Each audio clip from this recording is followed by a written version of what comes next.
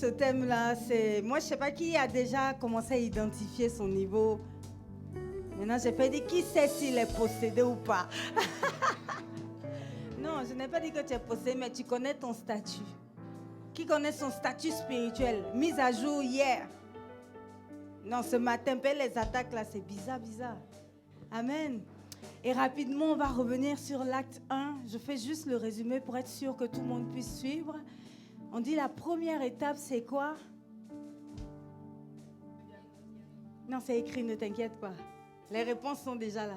Non, regarde ton voisin avec assurance, puis tu dis, première étape, le diagnostic. Pourquoi le diagnostic? Lorsque quelque chose est en panne, que ce soit ton corps, que ce soit ta voiture, puisqu'on est dans le thème de la mécanique, la première chose qu'on va faire, c'est aller voir le mécanicien, le garagiste, pour savoir, essaie de voir un peu la voiture. Et qu'est-ce qu'il fait? Il te demande, mais qu'est-ce qui fait que tu penses qu'il y a une panne? Si tu es une sœur en Christ qui est très spirituelle, tu vas dire, je ne sais pas. Quand je démarre, ça fait tchoukou. Maintenant, si tu es un frère en Christ très posé, tu vas dire, je pense que la courroie de transmission a un problème. Alléluia. L'essentiel, ça permet au garagiste de discerner. Si tu dis, quand je roule là, ça fait pas, devant ou derrière, tu vois. Et comme ça, vous êtes en train de faire le diagnostic. Et si tu as une voiture un peu plus récente, c'est beaucoup plus facile. On branche simplement un ordinateur qui est un logiciel et puis, pouf, ça te donne l'état de la voiture. Si tu arrives chez un mécanicien qui prend ta voiture sans te demander qu'est-ce que tu as constaté, qui ne prend pas la peine de la conduire lui-même pour constater, est-ce que c'est un bon garagiste? Tu changes de garagiste, j'espère. Parce que s'il ne sait pas quel est le problème, comment est-ce qu'il peut réparer? Et le Saint-Esprit me dit souvent, le chrétien, on est trop effrayé. On a peur de savoir quel est le problème.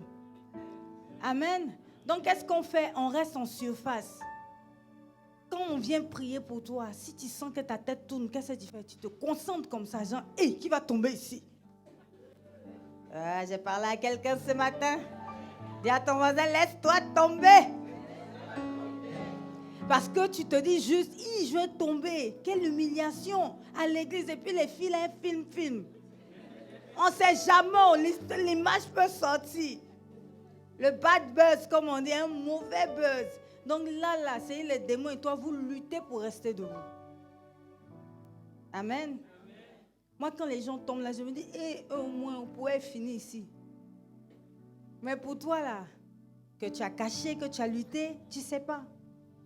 Si tu n'acceptes pas d'accepter, de reconnaître qu'il y a un problème, peu importe tous les messages qu'on donnera, peu importe le nombre de fois où tu seras assis dans la présence de Dieu, qu'on va te dire un grand prophète est arrivé, tu vas courir et tu vas aller t'asseoir. Tu sais ce qui va se passer?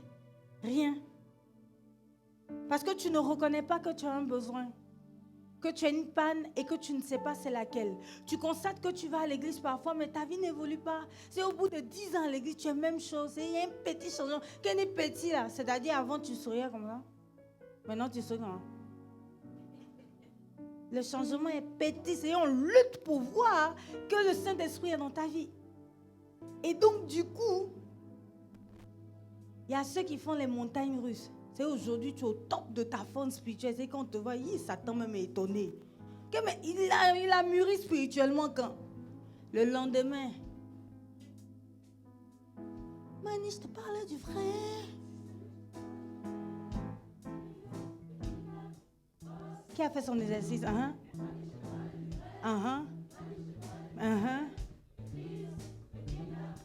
Maintenant, regarde le voisin. Mani, je te parlais du frère. Fais semblant, regarde au-dessus de sa tête, mais regarde-le. Si tu as honte, regarde ses oreilles. Le Christ. Voilà. Donc il y a des jours, toi tu es en mode montagne russe. Et le démon rentre, il sort. C'est-à-dire, même Satan et Dieu vont s'asseoir à côté de toi un jour. Pour dire, bon, qui est son propriétaire? Tellement il y a va et vient. C'est le démon même quand il sort là, à l'église, il sort vite. Pourquoi? Il sait qu'il va revenir. Non, il ne lutte pas. La délivrance c'est rapide au church. Mais il sait qu'il revient. Il dit non, laisse-lui là, c'est comme ça. Quand il doit passer le bac là, il devient chrétien, il se sanctifie. Attends, il va avoir le bac. On va revenir après. Oh non, il passe le BPC, il a besoin d'argent. Ça, à cause ça laisse, Dieu va le bénir, non? Dès qu'il aura la bénédiction là, On va revenir, essaie plus fort. Donc, il en t'a fait un recrutement. Amen. Tu as été délivré pendant un jour, une semaine, un mois, un an, l'année scolaire. Les vacances maintenant, tu rouvres la porte. Tu dis, Saint-Esprit de Dieu, excuse-moi. Ah, ciao, bon dimanche. Sirène des eaux revient. Ce qui est mauvais, c'est que Satan ne revient pas seul. Le démon là, si avant tu étais déprimé, quand il revient, c'est l'esprit de suicide qui l'accompagne. C'est plus intense. C'est ça le problème. Il faut faire ton diagnostic. Et pour faire ton diagnostic, il faut te poser les bonnes questions. Est-ce que ma vie a changé? Est-ce que j'arrive à impacter mon environnement? Est-ce que je suis isolé ou je m'épanouis avec les autres? Est-ce que je dis, ce que je dis est justifié par la parole de Dieu? Voilà les questions que tu dois te poser en général. Est-ce que je suis isolé? Parce que l'esprit python, Satan, il va tout faire pour que tu restes seul dans ton coin. Mais si tu es avec moi, il te dit, mais toi tu es bizarre. Toi, tu parles mal, c'est pas de Dieu, c'est pas de Dieu. À force de te dire ça, tu vas prier pour ça. Donc, il n'a pas intérêt à ce qu'il y ait quelqu'un à côté de toi qui puisse te dire là où tu ne vois pas. Amen. Donc, le fait que tu sois isolé, c'est un des signes que ce n'est pas l'Esprit de Dieu qui agit. Amen. Quand tu caches ta vie puis tu as honte là, c'est un des signes que l'Esprit de Dieu n'agit pas dans ta vie et que tu ne permets pas à ton entourage de laisser l'Esprit de Dieu te parler là où il ne peut pas te parler directement. On a dit petit 1, ça commence comment? Par la conviction de péché. Si tu sens ton cœur que ce que tu as fait là n'est pas bon. Moi, je me suis sentie convaincue de péché parfois parce que j'ai dit une vérité. C'est pour ça que le péché vient du mot chata. Non, là, tu dois mystifier ton voisin. Il vient du mot chata. Et puis tu fais chata, tu choques. Chata qui veut simplement dire manquer le but. Donc, ça va plus loin. Certes, les péchés d'immoralité sexuelle, ça, même quand tu ne vas pas à l'église, on sait. Si tu couches avec quelqu'un, ce n'est pas ton mari, ce n'est pas ta femme. C'est le... Est-ce qu'on est tous d'accord, non? Voilà. Si tu regardes une femme, ce n'est pas ta femme, c'est le...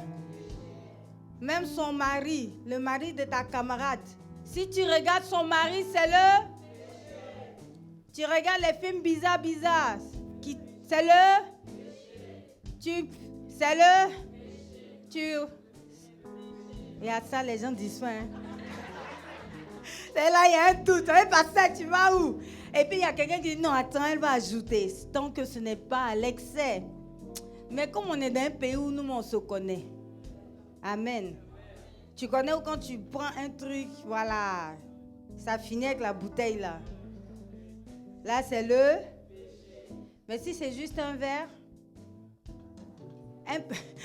J'ai vu un film où le gars a pris un gros verre. Puis ça, le passage dit juste un verre. Il a pris un grand verre.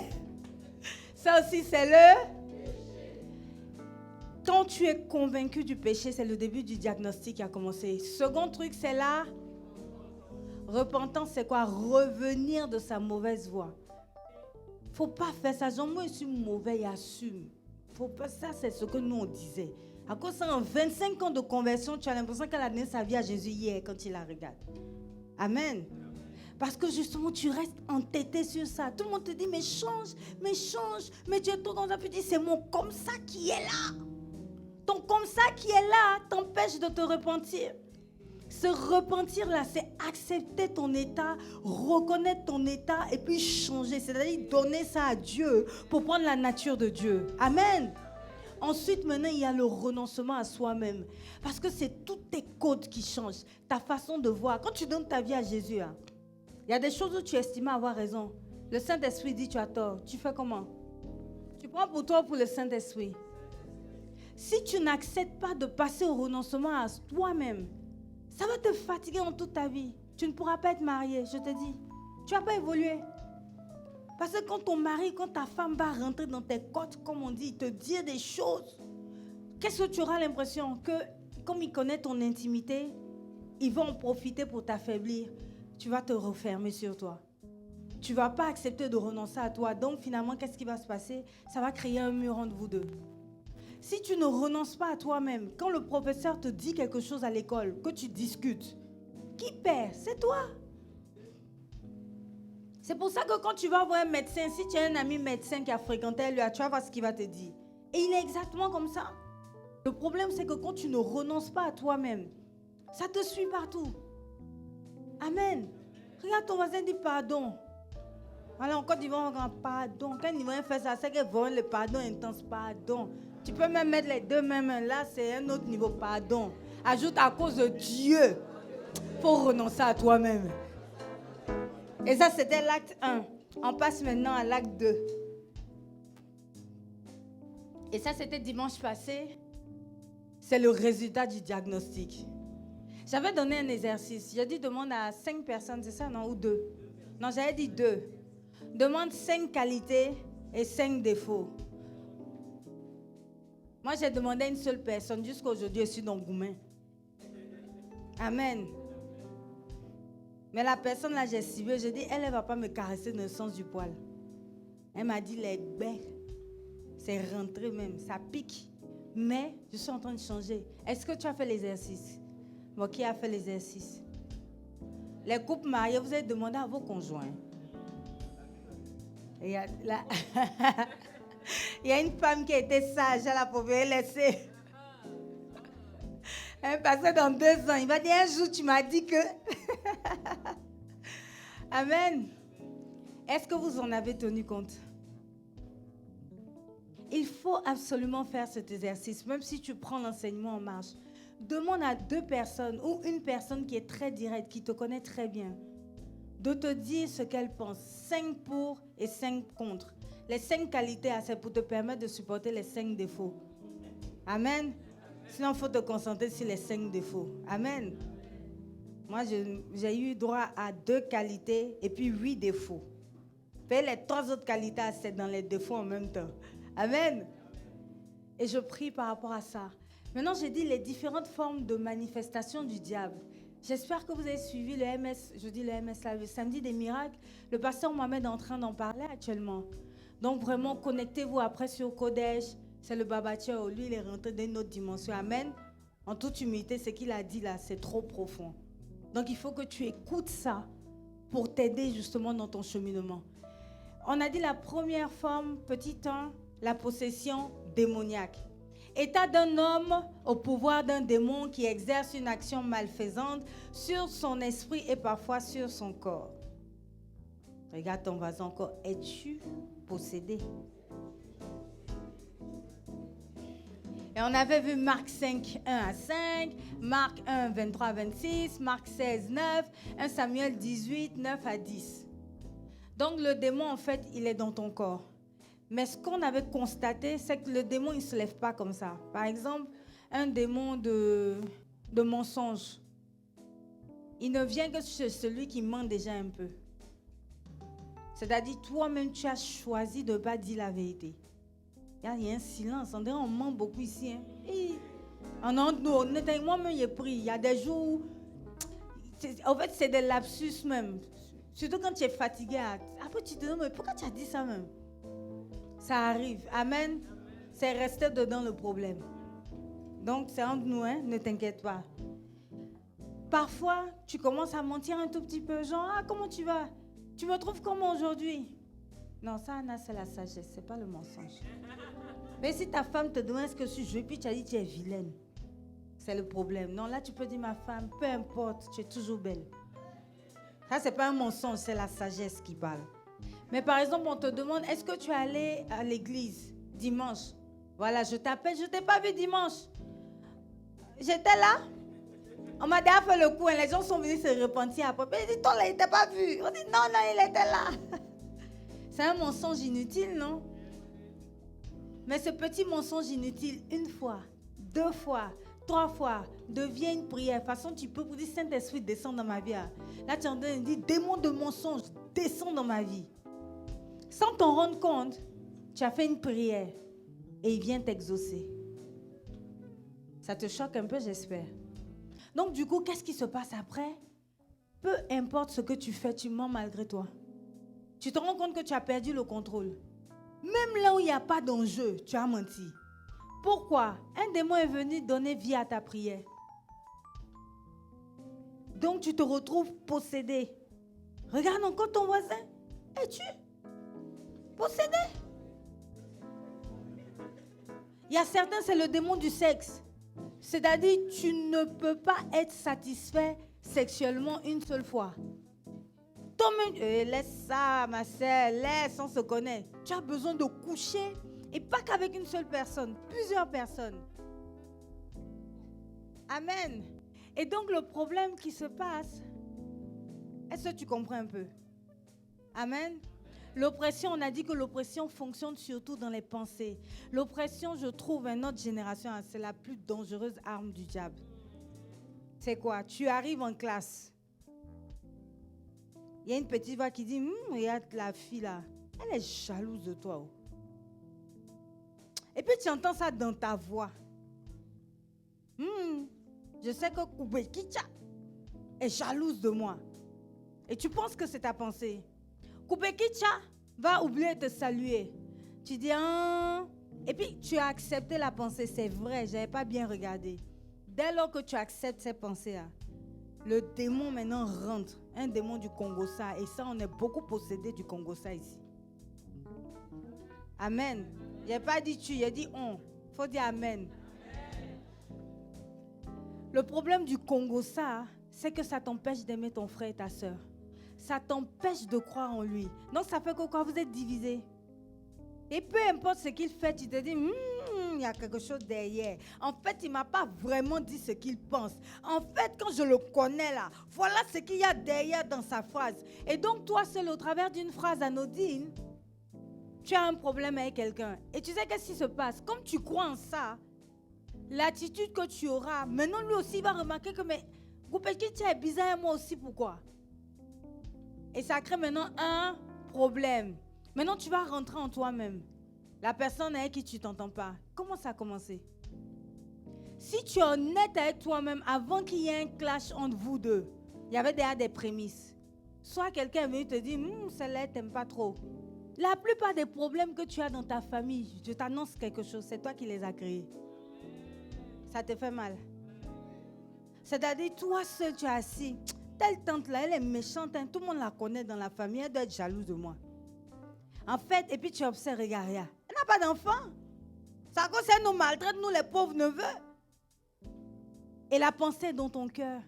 Et finalement, quand elle va te parler, tu as mal lui parler. Et le problème maintenant devient vérité. Amen. Est-ce que quelqu'un se remet en cause aujourd'hui? Et c'est ça l'oppression, c'est dans tes pensées. C'est ça déforme ta vision des choses. C'est là où on te dit salut. Pourquoi il m'a dit salut? Il m'a manqué de respect. En tant que tout le monde était là, tout le monde a répondu au salut. Il y a ensuite l'autre partie là c'était le haut niveau, l'envoûtement. Regarde ton voisin, dit, es-tu envoûté? Maintenant, regarde, doigt dans ses yeux. S'il ne te regarde pas, doigt dans les yeux pendant 2 secondes. C'est suspect. Est-ce qu'il tient ton regard? Tu vois, tu fronces même les yeux. Tu vois, quand les hommes de Dieu, l'esprit descend en général, ils froncent les yeux. Le problème de l'envoûtement, c'est que déjà, il faut qu'il y ait une consécration. C'est-à-dire, il y a une base. On n'est pas envoûté du jour au lendemain, sois rassuré. Il y a une base. Soit tu aimes trop la personne. Les fétiches des femmes là, pour retenir leur homme là, tu n'as pas remarqué que parfois ça ne marche pas? Je te dis la vérité. Il y en a qui vont chez le féticheur pour basser leur mari, pour le kanguer. Mais quand ils rentrent, il l'énerve. Ça n'a pas marché. Dis à ta voisine, ne va pas là-bas. C'est gagner, perdu, on ne sait pas. Même quand tu gagnes, tu perds autre chose. Donc, c'est un peu comme la magie. C'est-à-dire, j'ai trop aimé, j'ai un film là, où, en fait, tu viens voir un gars, il est très puissant. Si, par exemple, tu veux l'argent, tu dois donner quelque chose, une partie de ton corps. Donc, la personne est allée le voir, il veut l'argent. Elle a choisi l'entrejambe, se disant qu'on ne va pas voir. La plaie a pourri quand ça pourrit toute la jambe. C'est un peu comme ça que Satan fonctionne. Tu viens le voir et puis tu renonces à ta vie de sanctification. C'est un échange. Les gens même qui ont fait les fétiches et puis qui ont eu l'argent à ça, que ça, il y a comme une malédiction qui les frappe et qui frappe leur enfant. Ça finit pas bien. Amen. Donc, dans l'envoûtement, en fait, il faut d'abord une base. La base, ça peut être que tu étais trop amoureux. Donc, tu allais vouloir féticher le gars. Mais pour lui, là, n'a pas marché. Mais comme spirituellement, tu as ouvert la porte. Donc, toi, maintenant, le gars qui te fatigue, là, c'est lui qui t'a envoûté. Il n'est même pas allé chez le féticheur en plus. En fait, ça a ouvert une porte. Je ne sais pas comment expliquer. Dieu est un Dieu de justice. À cause de ça, quand vous priez là, évitez de dire Seigneur, rends-moi justice. Parce que Dieu voit tout. Tu comprends? Donc la justice de Dieu n'a pas la conception de la justice humaine. Parfois, dans la justice de Dieu, Dieu va faire que tu vas perdre ton enfant. Pourquoi? Parce que quand il regarde la situation, si l'enfant vient maintenant, toi, il va te perdre. Donc, qu'est-ce qui se passe? Parfois, tu forces tellement, tu réussis à avoir un enfant, l'enfant part. Et toi, tu es là, oh Dieu, tu es injuste. C'est à cause de ça, quand tu dis Dieu, tu es injuste, il n'y a pas de suite à ta prière. Il n'y a pas de remboursement parce que Dieu a une autre justice. Amen. La justice de Dieu n'est pas la justice des hommes. Donc, il y a certaines injustices qui sont le fruit de la justice. Et je demandais à Dieu, mais parfois, quand un enfant est abusé dans son enfance, c'est injuste. Il me dit, il faut bien regarder dans sa famille, qu'est-ce qui s'est passé. L'enfant paye le prix, comme le verset biblique où on dit non, il y a 2 versets d'ailleurs. Il y a un verset qui dit, les parents ont mangé et les dents des enfants ont été agacées. L'enfant n'a rien fait, mais il paye le prix. C'est sur plusieurs générations. Il y a la malédiction sur 4 en vérité. Il y a un autre qui était malade, on dit c'est ses parents qui ont fait ou quoi là. Amen. Toi, tu vas juste voir, oh Dieu, il est malade. Oh Dieu, ce n'est pas juste. Oh Dieu, pourquoi? Ce n'est pas comme ça que Dieu, il fonctionne. Il est éternel, donc il gère tout. Il prend de la distance. C'est comme quand tu n'es que commercial, tu critiques. Dès que tu deviens responsable commercial, que tu as accès à plus d'informations, tu changes. Remarque bien, si tu avais un collègue, vous devez vous critiquer le chef de service. Quand il devient chef de service, il change. Pourquoi? Parce qu'il a accès à d'autres informations, il a du recul. Il comprend maintenant pourquoi l'autre faisait ainsi. Tant que tu as une position basse, c'est pour ça que le pasteur dit il faut toujours monter. Tant que tu as une position basse, ta vie est limitée. Dès lors, plus tu montes, plus tu vois loin, plus tu peux savoir. Amen.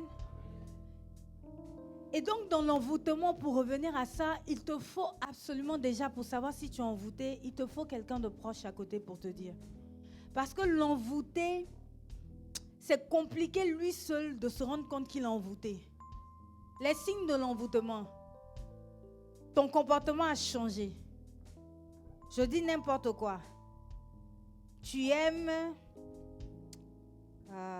quel exemple sans choquer. Tu aimes le pain. En fait, je me rends compte que les Ivoiriens ont changé le sens du mot là, donc ça me fatigue tout de suite là. Seigneur, pardon. Tu aimes les garçons noirs. Et très doux. Maintenant, il y a un gars qui est clair, puis qui est nerveux, qui te frappe. Et tu n'arrives pas à le quitter.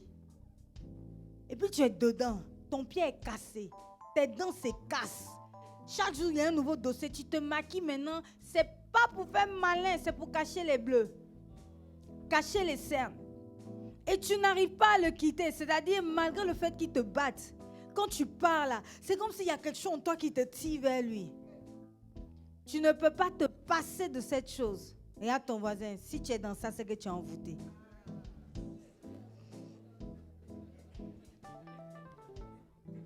Amen. Pourquoi l'assemblée, j'ai l'impression que ça se refroidit. C'est bon, hein? C'est bon? Je pousse encore. On se reconnaît, non? Parfois, tu peux être envoûté, même dans l'amitié. Amen. Ah, non, les gens mariés ne veulent pas toi, mais ils ne peuvent pas les problèmes. Oh. Non, parfois, c'est l'ami que tu as. C'est un mauvais ami. Il y a des amis qui sont de mauvais conseillers. Hein. C'est-à-dire qu'ils sont toxiques. il prend sa vie et puis il veut calquer ça sur ta vie. Je pousse ou bien je recule. On pousse. Faut pas me gifler. On m'a déjà giflé quand j'étais petite. Hein, c'était avant. Au rond-point, carrefour charbonnage. Si ce que ton ami prime sur ce que Dieu dit, sur ce que ton conjoint dit, sur ce que ton papa dit pour les célibataires, regarde-moi, tu es envoûté. Il y a des amitiés où tu es prêt à tout. C'est-à-dire que la personne, tu fumes, tu bois, c'est-à-dire, regarde, les gars, 5 go.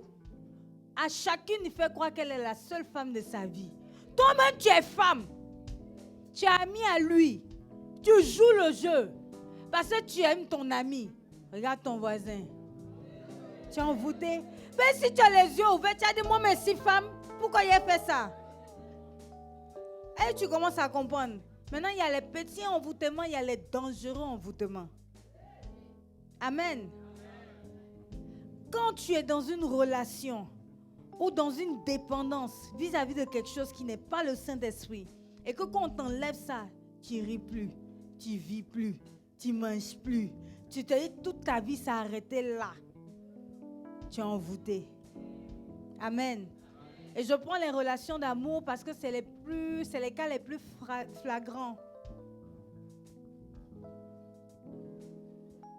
Amen. Si même toi tu es marié, ou bien tu es fiancé, ou bien tu es amoureux, et puis la personne voyage, parce qu'elle a voyagé, tu ne manges plus. C'est vrai, c'est ton mari, c'est ta femme, mais tu es envoûté. Je n'ai pas dit de ne pas manifester de l'affection, non. Mais si c'est un stade où ça tue l'autre ne peut plus vivre à cause de toi. Parce que s'il voyage, tu vas maigrir, tu vas faire cela, donc l'autre ne vit plus pour toi. Il annule ses missions à cause de toi. Dépendance émotionnelle. Non, tu dis non, moi je suis très dépendante. Tu es envoûté. C'est un envoûtement volontaire. Amen. Tu c'est toi-même tu as accepté. Maintenant, c'est pire quand on va te féticher, mais ça ne peut pas t'atteindre si tu n'as pas ouvert une porte. Tu ne peux pas être oppressé si tu n'as pas ouvert une porte. Tu ne peux pas être possédé si tu n'as pas ouvert une porte. Il y a des portes d'ouverture en fait. Pour pouvoir être possédé, Satan et Dieu ont établi, Dieu a établi un principe sur terre. Tout part de quoi? Quand Adam et Ève ont mangé le fruit de l'arbre défendu et que Dieu a frappé chacun d'eux, il a dit au serpent, tu mangeras la poussière. Il a dit à Adam, tu es poussière. C'est comme s'il a donné la chair a repris pouvoir. Parce que quand il était dans le jardin d'Éden, il vivait éternellement. Donc son corps ne mourrait pas, son corps n'avait pas le pouvoir. Mais c'est comme si on a redonné vie à son corps d'une certaine façon. Et comme c'est la poussière que Satan mange, donc Satan mange notre corps. C'est pour ça que même quand tu es grand, le péché vient seul en fait. Les idées de commettre l'impudicité naissent seules à la base. Simplement parce que tu es fait de chair et que quand Adam a zaillé, il a déconné de ouf. Dis à ton voisin si c'est un homme, Adam.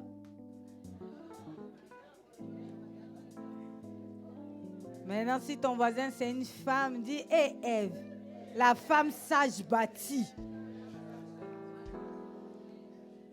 Et donc, du coup, la plus grande porte d'ouverture, c'est le péché charnel. Et on va lire Galates 5, versets 19 à 21.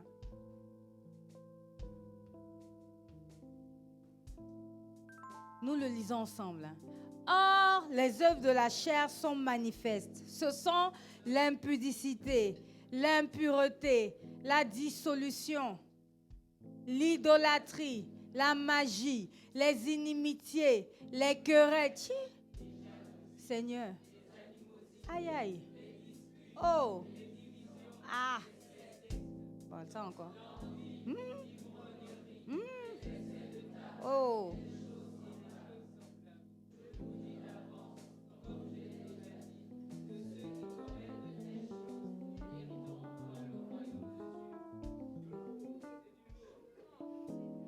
Bon, je ne sais pas pour vous, hein, mais il y a au moins la moitié ici dedans encore.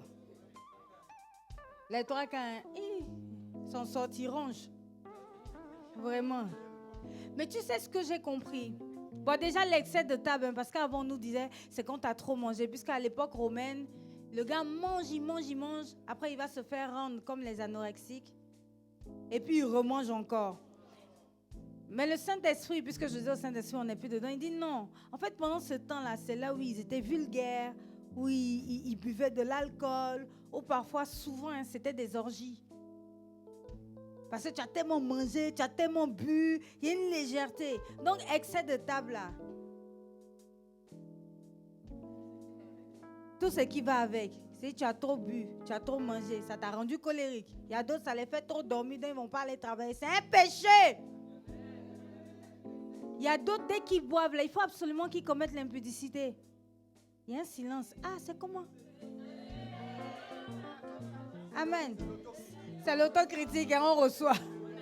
En fait, ce sont des différentes portes d'ouverture pour que le Satan puisse soit te posséder, soit t'oppresser, soit t'envoûter. On va relire dans la version, ça c'est français courant, ok. On sait bien, on lit ensemble, on sait bien comment se manifeste l'activité de notre propre nature dans l'immoralité, l'impureté et le vice. Le culte des idoles. Mettons pause. Vous savez c'est quoi une idole? C'est simplement de prendre une statuette et de décider de lui donner un pouvoir spirituel. N'allons pas loin. Statue, c'est statue. Amen. Statue, c'est statue. Maintenant, nous, on allait plus loin dans notre génération. L'artiste là, oh c'est mon idole. Tu as son portrait, merci Karine, tu as son portrait, tu as collé. Ça peut même être un artiste chrétien. Hein? Est-ce que te parle? Un acteur, pasteur Mohamed est obligé de parler une fois qu'il a arrêté, vous êtes en train de me créer des problèmes dans vos foyers. Le mari a l'impression que c'est moi votre rival. Qui se souvient du message là? Parce qu'on en fait une idole. C'est-à-dire moi, que Dieu me pardonne, j'ai prié pour diminuer. Parce qu'il y a un moment où tu aimes tellement la personne que sans t'en rendre compte, hein, tu en fais une idole. Parfois, c'est ton enfant qui est ton idole. J'ai menti. Surtout nous ici. On regarde l'enfant comme ça. L'enfant est en train d'être impoli, mais tiens. L'enfant grandit, sa bouche est dit, mais tiens. Quelqu'un veut le dire, laisse mon enfant. Tu en as fait une. Il y a un petit silence. Hein? Amen.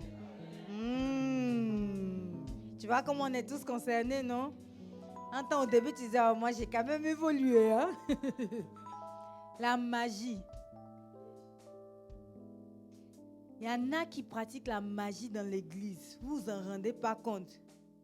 Par exemple, tu es assis là, Seigneur Jésus, parce qu'il tombe amoureux de moi, parce qu'il tombe. Il y a quoi? C'est de la magie que tu veux faire à l'église ou bien? Amen.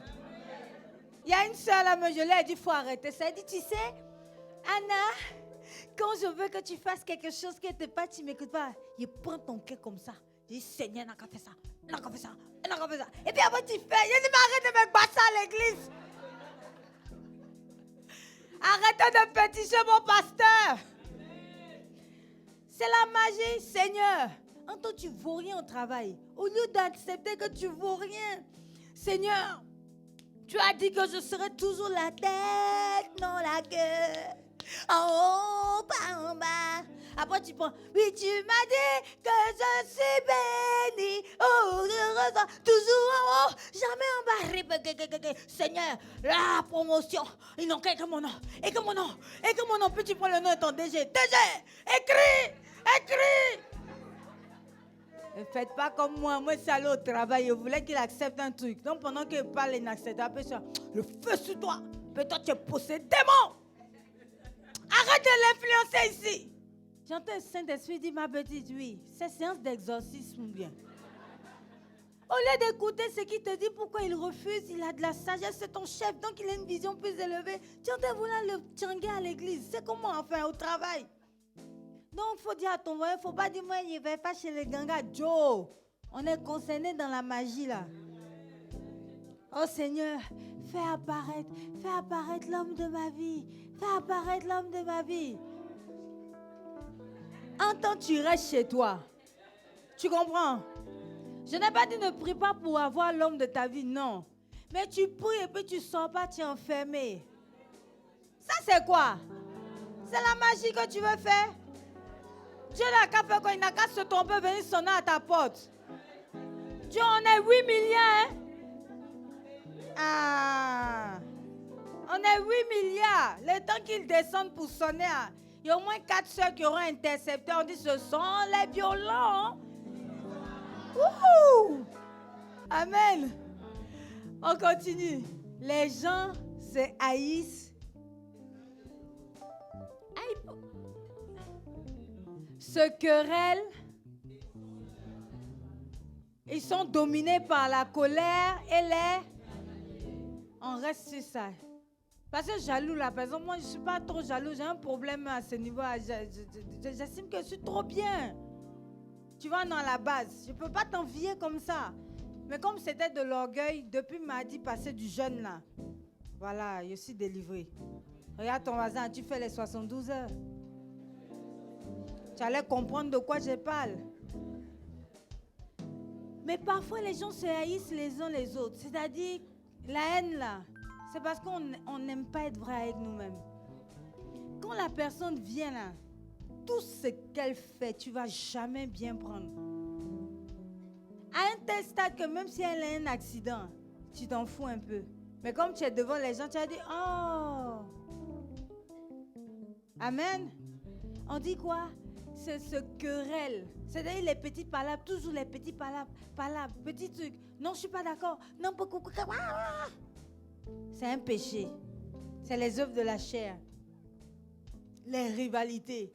Quand tu es au travail et n'écoutez plus les gens. Les gens qui viennent vous dire, oh ici là, c'est toi qui fais le service. Parce que de telles phrases, ils ne vont pas les dire à ceux qui peuvent vous donner le pouvoir. Quand le directeur va être là, ils vont se taire. Quand le directeur parle, mais nous on sait que c'est toi qui fais tout, il faut le laisser. Donc qu'est-ce que ça fait? Cette parole qui est censée être un compliment est en train de créer de la colère en toi. Parce qu'après, ah mais c'est moi qui fais tout, d'ailleurs mais je ne fais plus. Il faut faire très attention aux collègues qui parlent dans ce sens-là. Parce que ça crée la rivalité. Genre, c'est ton chef de service, mais tu connais plus. Tu as le diplôme, tu es là avant lui. D'ailleurs, même c'est toi qui l'as encadré, qui est rentré. Donc, du coup, ton cœur est dans une rivalité. Tu attends que le grand jour dévoile ses faiblesses et dévoile tes compétences. C'est un péché. On dit il se divise en partis et en groupes opposés, même dans l'église. Oh non, non, on peut être tel responsable. Oh, le pasteur ne t'honore pas assez. Hein. Tu sais, le pasteur, puis ça n'a, c'est une fille. On l'a vu hier, elle a commencé ici. C'est entre nous. Regarde, c'est toi qui fais ici. Elle ne reconnaît pas ta valeur, mais elle sait que sans toi, elle ne peut pas faire. Quand bien même ça serait vrai, qu'est-ce que ça produit dans ton cœur? Ça fait que vous êtes en train de créer des groupes sans vous en rendre compte et vous êtes en train d'opposer d'autres personnes. Peut-être dans ton cœur, tu t'envoies l'ancien. Oh, ou bien au travail, l'ancien chef de service. Oh, non, on te propose. En tout cas, on est derrière toi. Oh, peu importe ce qui se passe. Tu es en train de créer. On dit, il se divise en parties. Tu es dedans, hein, poitate. Et donc, quand tu fais ça, pourtant, tu allais soutenir quelqu'un, non? La porte fait de ton cœur fait quand ça s'ouvre maintenant. Puis il y a un démon qui dit, les gars, c'est bon, on a le visa. Rentrez. Dépression. Non, va chercher suicide là, toi aussi. Ça doit être plus intense. Dépression arrivait et suicide. Avant, tu pouvais tenir avec un garçon. Maintenant, il te faut 2 hommes. Envoyez impudicité. Tu veux plus, immoralité sexuelle à outrance. On continue encore à 21. Ils sont envieux. Ils se livrent à l'ivrognerie et à des orgies et commettent d'autres actions semblables. Vous savez, l'envie là, c'est subtil. Quelqu'un rentre ici. Il a une chaussure que tu trouves belle. Ou toi, tu sais que ça coûte cher. Récemment, je suis allée sur le site d'LV là. Depuis ce jour, je suis... Mais comment ça peut être aussi cher? Comment toi, tu as une valise qui paye billet classe affaires, mais tu es en classe éco? Pourquoi? Ou bien vous ne voyez pas le truc. Quand toi, tu mets ça en classe éco, tu n'as pas honte. Ah! Non, anyway. Ça va aller. Il y a des choses à faut laisser. Il faut dire à toi, il faut le laisser pour toi. Adieu. Et donc, l'envie, ça peut être quoi? La personne est rentrée, elle a un truc. Toi, tu as dit bonjour au pasteur ou bien bonjour à Jean-Félix. Mais pour moi, ça ne fait pas mal. C'est quand Jean-Félix te salue pas, c'est ça qui fait mal. Donc, Jean-Félix, tu n'as pas vu parce que Bernadette est en train de sourire. Donc, il est, tu sais, il est amoureux. Il est ébloui. Mais tu vas juste dire, il a salué l'autre parce qu'elle a la chaussure. Que d'ailleurs, même dans cette église ici, là, je ne sais même pas pourquoi je suis venu. On dit que c'est l'église des bourgeois. Tu as vu le parking? Tu as vu les voitures? Je fais même quoi là? Comme je n'ai pas l'argent là, depuis là, on ne me regarde pas. Et tu sais que c'est de l'envie. Parce qu'en fait, tu es en train de regarder l'autre. Mais c'est une envie stylée. C'est-à-dire, c'est une envie qui fait comme si tu n'en vis pas. Tu as annoncé un genre. Genre, elle pense que parce qu'elle a une chaussure, la coco.fr, elle pense qu'elle est au-dessus des gens, quoi. Ça veut dire que toi, tu veux la coco. Amen. Mais comme tu es orgueilleux, tu te donnes un genre, moi je fais rien. On fait rien avec le matériel. De toute façon, ça va presser sur terre. En fait, tu es dans l'envie.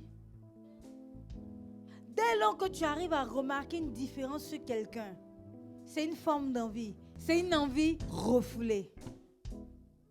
Je vous avertis maintenant, comme je l'ai déjà fait, ceux qui agissent ainsi n'auront pas de place dans le royaume.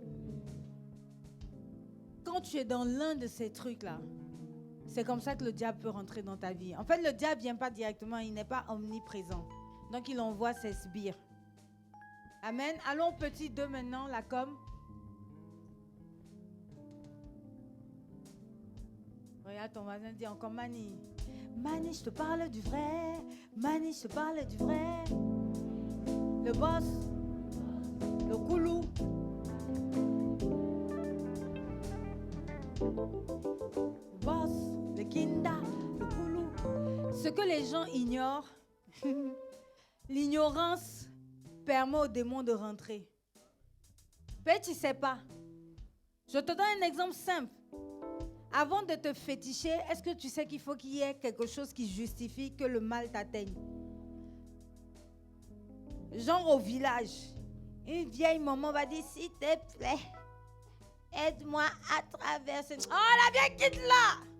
Et puis dans son cœur, il a ouvert la porte. Les gars, on peut le manger la nuit, poursuivons-le.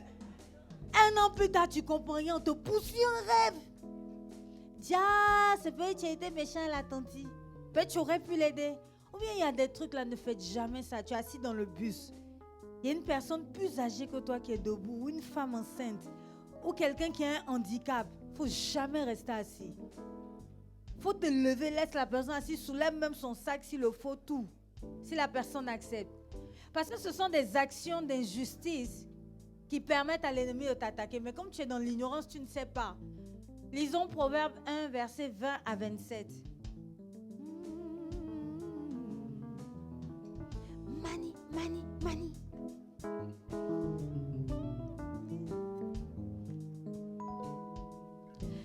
La sagesse crie dans les rues. Elle élève la voix sur les places publiques. On lit ensemble, allons à 21. Il faut dire à ton voisin, on rattrape la méditation que tu as loupée.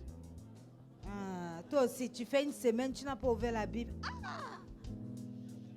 Continuons. Lance un appel. proclame son message aux portes de la ville. Vous, les ignorants, s'écrie-t-elle, combien de temps vous plairez-vous dans votre ignorance? Vous, les insolents, combien de temps vous moquerez-vous de moi? Vous, les sots, combien de temps refuserez-vous de comprendre? Écoutez mes avertissements, alors je répandrai sur vous mon esprit et vous éclairerai de mes conseils. Mais je vous appelle et vous refusez mon invitation. Je vous tends la main et personne n'y fait attention.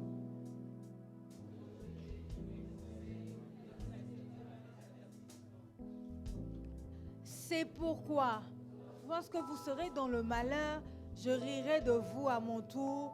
Je me moquerai lorsque la peur vous saisira. Car un jour, vous serez pris dans le malheur comme dans un ouragan et dans la peur comme dans une tempête. L'angoisse et la détresse, vous voyez les conséquences de l'ignorance, du mépris, de l'insolence, de l'arrogance. C'est une porte ouverte parce que l'angoisse, la détresse, le malheur, la peur, tout ça, c'est pas un démon de dépression. Amen. Là, comme c'était tout pour aujourd'hui, bien, il y a un autre point. Il me semblait qu'il y avait la peur. Allons au troisième petit point.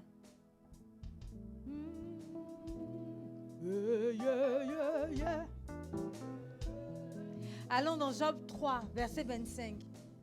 La peur et le doute, c'est la foi en le diable.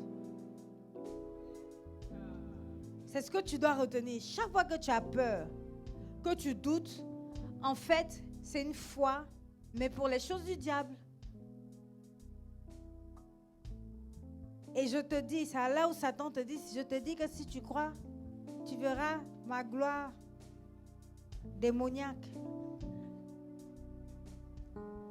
Ce que je crains, ce que je redoute, c'est une dangereuse porte d'ouverture. C'est-à-dire, il y a des parents, par exemple, qui sont là, demain là, qu'est-ce qui va se passer? Est-ce que j'aurai encore l'argent? Est-ce que je pourrai encore les mettre à l'école? Tu es en train de semer la disette dans ta famille. Est-ce que mon enfant va réussir? C'est la foi que tu es en train de manifester, mais dans les choses du diable. Amen. Et aujourd'hui s'achève l'acte 3. Dans l'acte 4, on va terminer par comment entendre la voix de Dieu. Et puis on va prier un peu par rapport à cela. Parce qu'il faut que Dieu se révèle à chacun de nous. Et que lorsqu'on finit ce thème-là, on soit littéralement passé à autre chose. Que le prochain serviteur de Dieu qui viendra, qui a pris là, personne ne tombe. Pas parce qu'on a résisté, mais parce que c'est déjà nettoyé. Amen.